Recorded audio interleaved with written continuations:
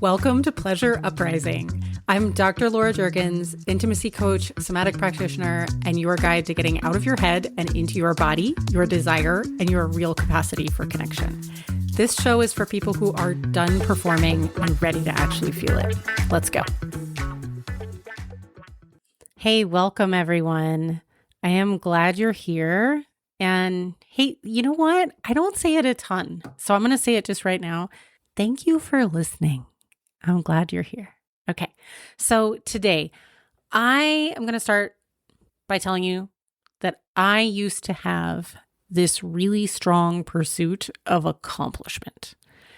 And looking back, I can see that I learned that was covering something up. I had dismissed quote unquote soft skills and people skills, honestly, because I had no idea how to do them. I was really, really bad with people.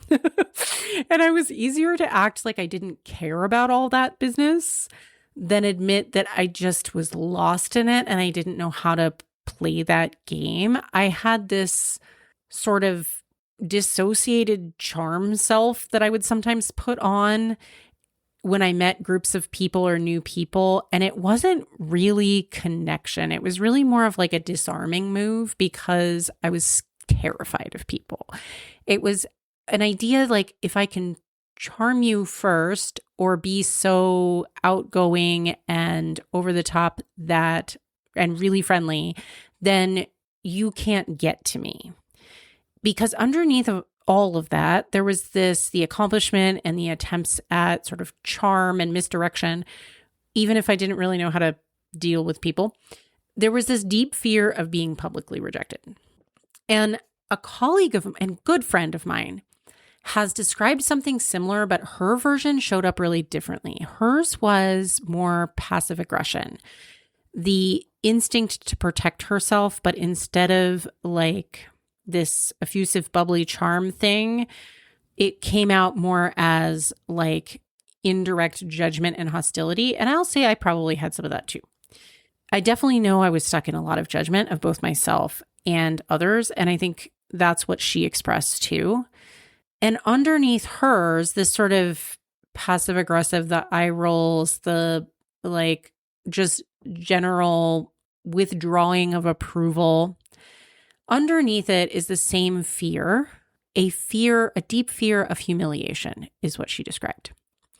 And these are just two different flavors of the same armor. Mine was built out of being outwardly competent and an attempt at charm. It didn't always work for me, by the way. Not always that charming. Hers was built out of like a distance and you can't get to know me, this sort of indirection and this like I'm cooler than you kind of business. But they're doing the same job. And it's about not letting anybody get close enough to make us feel small. And I'll say make us feel small again, because this all started because we felt small. And I'm not going to tell you yet how our stories ended.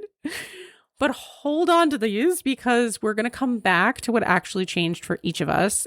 And if you relate to any of this, we're going to talk today about where this comes from and what's going on here and why it's not super helpful for connection. So, number one, what is this wound? Where does it come from? Today is part of the series on attachment wounds. We are now diving into the trust wound, also called the invulnerable. We'll come back to this. And this is a part of the series that you may have listened to some of the other ones already. If you haven't, go back to the first one, which is episode 130, that's beyond anxious and avoidant. And listen to that. It'll give you a lot of good context. But then you can jump back over here if you want, or you can listen to the other ones. So this trust wound, let's talk about this. So the developmental tasks of humans. I've brought this up throughout most of these episodes. One of our developmental tasks is having our vulnerabilities as a human being, our softness, our emotional openness, our need for other people and connection, having it protected and supported rather than exploited. And when that doesn't happen, we can feel really humiliated. And humiliation specifically is this sense of feeling really small and powerless and foolish for having been open, feeling exposed. And the causes of this wound can range from subtle to severe, and the coping mechanisms that we acquire to deal with it can range from subtle and severe, depending on how big of a threat humiliation felt to us. And it also really depends on the age at which the big wounds occurred, how we have coped. When you're really little, you have less capacity to actually take on some of the manipulative coping strategies. And when you're a little bit older of a child, you can sort of see how to I'm going to play this game. I'm going to hide my vulnerabilities on purpose and act cool and act as if it doesn't matter. The tiny child actually doesn't have the capacity for that yet, so they get a bit of a different coping style with this. So we get these different developmental pictures. But the causes can really be things like being manipulated, people lying, people abandoning you, an environment where you were seen in weakness led to being taunted or mocked or rejected, being teased for things. And this can happen in the family of origin. It can happen in school, right? It can happen with other adults at church or in sports. And the two sort of general splits. So later in childhood, once the child is old enough to understand social dynamics, the child can learn to perform not caring. So they adopt an outward manipulative behavior and a veneer of control of their vulnerability. I mean, at the end of the day, you're a human being, and there is no human being in the world that can escape vulnerability for real. You can pretend to, and I don't really highly recommend it. It's actually not super functional for relationships, but a lot of us learn to pretend to escape vulnerability. And in Hakomi, this is the charming manipulative expression. In the Somatic Institute, it's called invulnerable. And so the humiliation, if it happens earlier though, the child can't really manage this whole aloof and untouchable persona. Instead, they tend to shut down, dissociate, and form a really deep belief that they are simply bad or unlovable. And that earlier variant kind of bleeds into the worth wound, which we're going to talk about in a later episode, rather than living like fully here.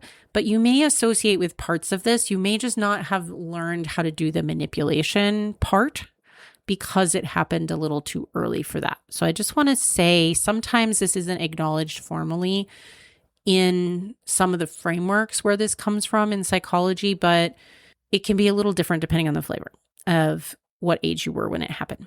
But essentially at the end of the day, the child's conclusion is if vulnerability gets used against me, I will never be in that position again. So the strategy is to become the powerful one. If you cannot be made small, you cannot be humiliated. And what the child does is armor themselves with success, control, an illusion of total control, right? Competence, magnetism.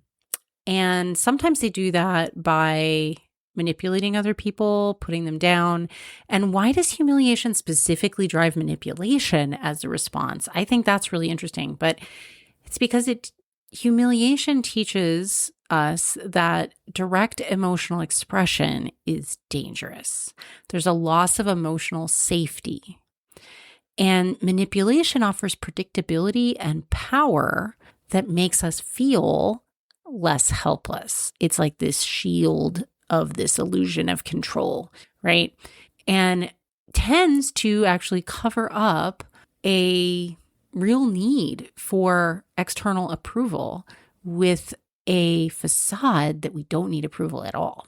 So this is really commonly seen and observed in all kinds of different psychological lineages, just like the other attachment wounds that we've talked about.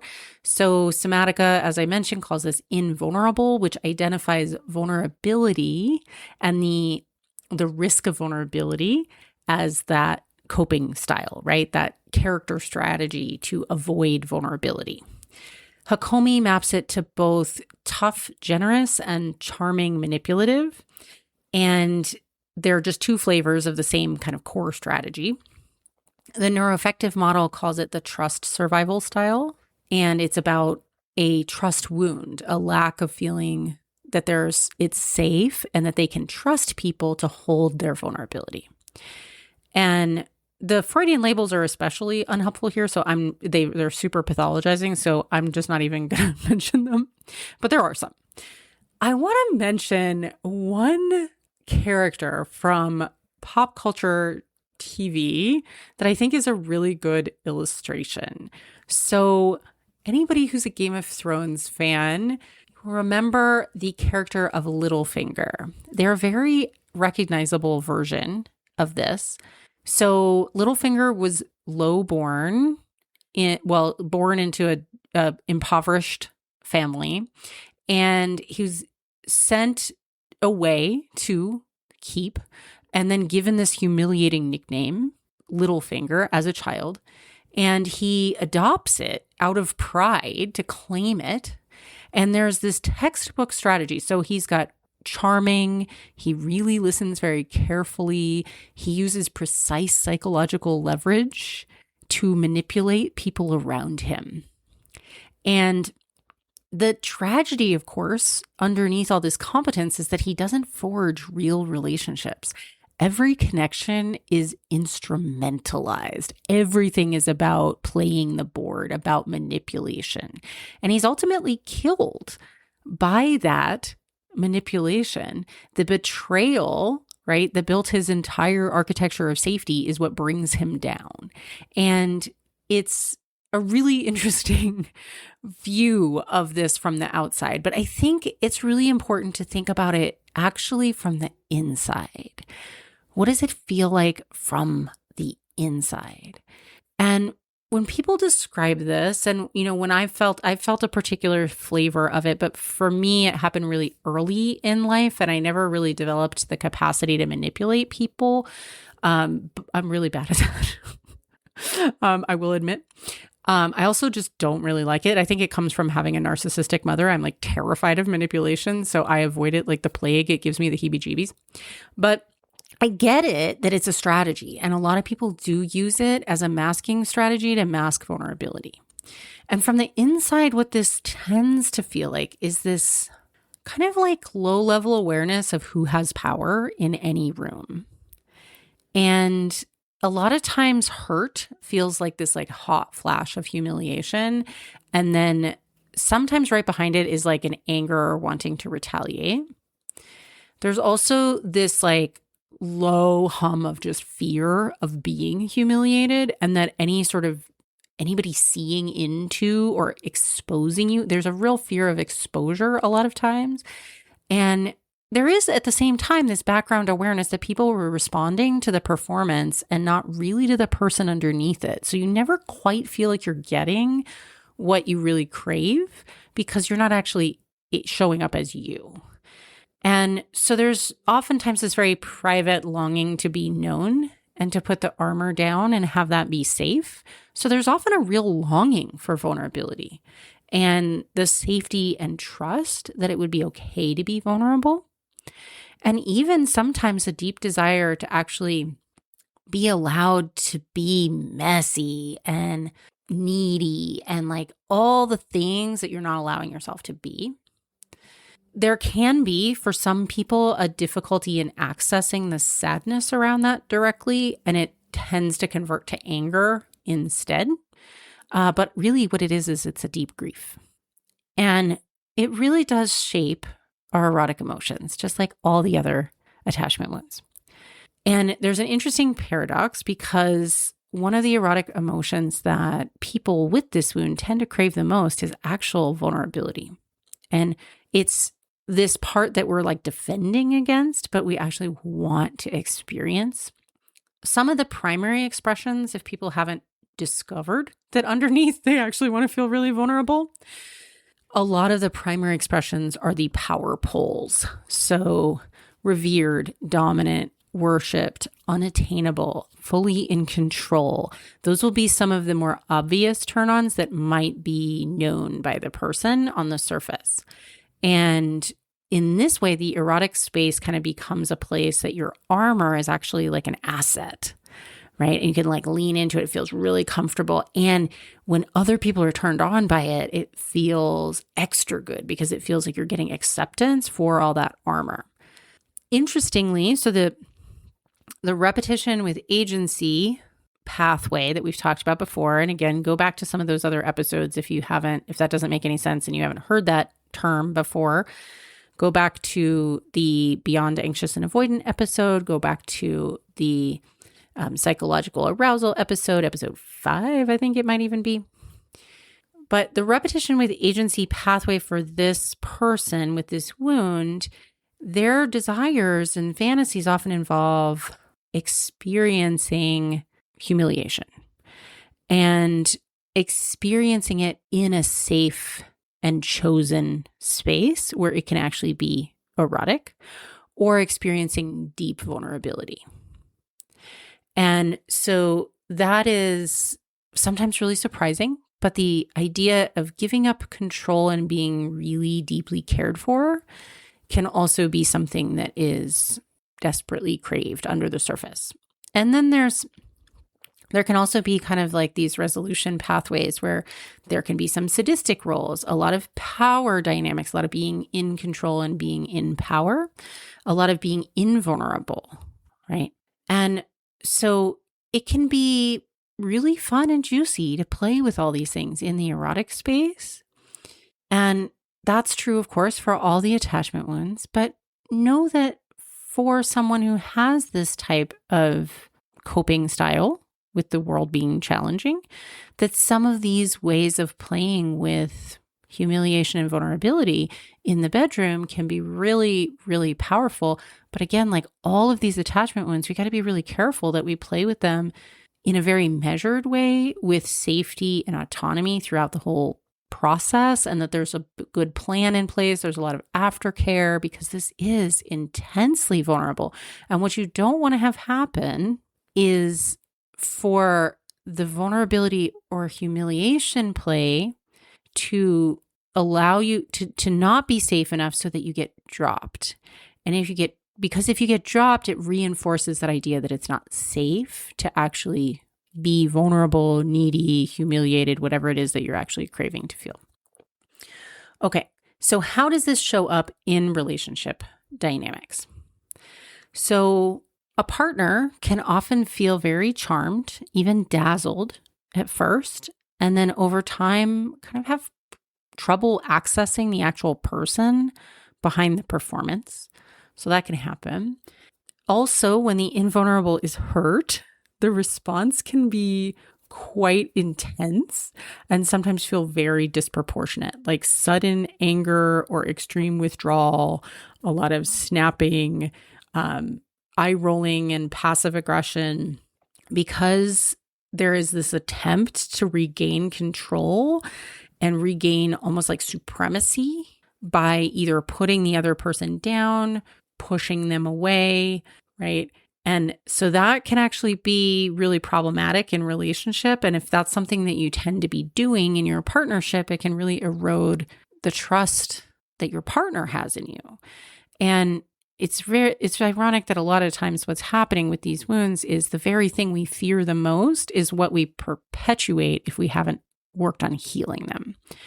So a few things that are worth naming by name: guilt-tripping behaviors. So turning a situation around so the other person feels responsible for oneself's emotional state. That is a kind of classic invulnerable tactic. Triangulation, which is like pulling a third party into a conflict to try to secure control or build an alliance. That is also a passive-aggressive tactic. Typical or classic passive aggression. So punishing someone through withdrawal or indirect hostility instead of direct communication and instead of vulnerable communication, right? So this is one that my colleague and friend identified as something that was a classic pattern for her. And there's also interesting, and another one that's really interesting is pseudo connection. So cultivating a closeness that looks real, and maybe they say the right things and they say all the things that you think you want to hear, but it feels really superficial. And it's because it is superficial, because the person doesn't actually want to risk rejection. So they cultivate this sort of like persona that's capable of connection, but they actually aren't really present there. And in bed, if it hasn't been unlocked or addressed, or like the vulnerability aspect hasn't been explored yet, they often can need to be the one in control to feel safe. And they might have a challenge with genuine like surrender and vulnerability in bed, even though it's actually the thing that they might crave the most. And real deep intimacy can activate a threat response. So if like really being like really vulnerable, like having a really, really rough time and being seen in that can actually activate a lot of like aggression or kind of a fight flight response. So you might have seen that. You might have done that. You might have been in relationship with somebody like that. And this is part of that manifestation of that wound, but it is not a life sentence. None of these are life sentences. We don't have to continue to act them out. We often will have some remnant of that wound. Like it may be always a little bit hard to trust and be vulnerable, but you can work on it and you can actually learn to play with it. And one of the really fun things about this, so for my colleague, she learned how to play with what she discovered was a real turn on from the emotion of humiliation. She loves being humiliated in a safe way. She wants somebody to call her a loser. She wants somebody to tell her all the ways that they're cheating on her. She wants this as like foreplay and erotic play. And it is lovely. It gives her a chance to actually metabolize the emotional experience of humiliation in safety and through play. And it's been really empowering for her. She feels so much more powerful. She's been, really embracing the sort of needy part of her as a shadow and allowing that to be seen, embracing a lot of vulnerability. I've been just so much admiration for how she's dealt with this. And she doesn't really behave in a passive aggressive way anymore because she's learned such good communication skills and she's given herself so much credit and for all of her vulnerability. She really celebrates when she does it, and I love it for her. It's so powerful. So it's kind of about, she's redefined what power is by embracing that vulnerability is literally the bravest thing that you can do. And it's pretty awesome to see what it's done for her relationships because she is having the best sex of her life and she's having the most fun and the most connection and the most friends. And it's pretty magical to see somebody doing that, especially later in life, who's just a rock star. So, and for me, I would say, I really stopped, when I started healing this, I really stopped chasing any sort of like external achievement and realized that that was all empty. It wasn't actually making me feel worthy at all. And it really didn't protect me from criticism. Because I promise, the higher achieving you get, there's still more people who are going to criticize you. There's always people out there who are going to be haters. And so no matter what, we never get to a place where we're like hater proof. And I think sometimes we think we're going to get there. And then the higher and higher we get on like whatever hierarchical pyramid we're on, right? We wind up noticing that actually we get more and more haters up there and they're worse. So it did not protect me from that.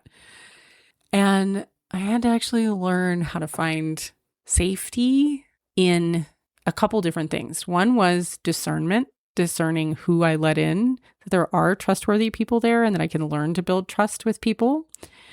And that I could practice being truly myself. And I did the same thing that my colleague did, where I decided that vulnerability was the bravest thing in the world.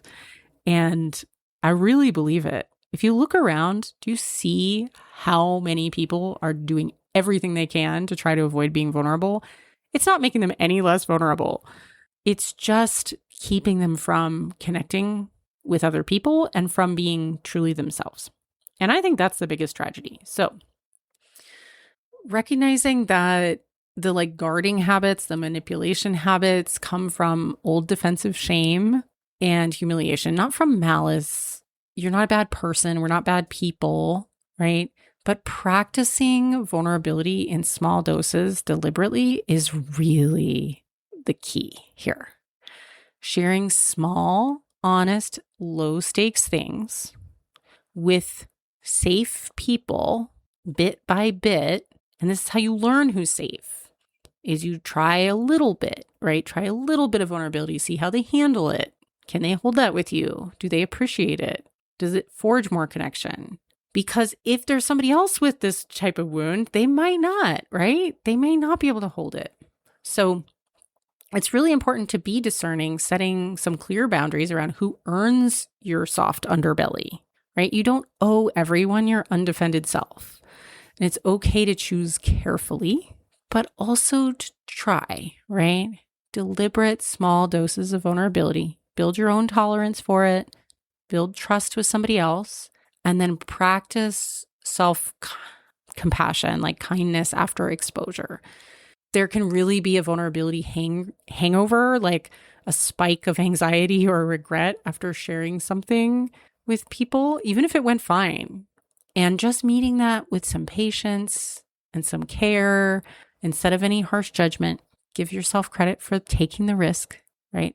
And I think, seeking some spaces and professional support where it's useful that helps you practice can be really great. And this is something that I do in my practice. I'm sure there's other people that do it in their practice too, but it can help you also kind of catch the moments that the armor starts coming up and start learning to kind of tolerate and process that humiliation that can be really scary instead of letting it totally hijack you.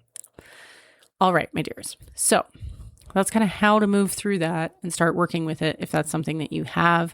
I do recommend, I think therapy can be really useful for this, but it really helps if you can identify it, and it helps if you have a somatic therapist that can help you actually be present in your body and will call you out if you are bullshitting because people with this wound do tend to do that.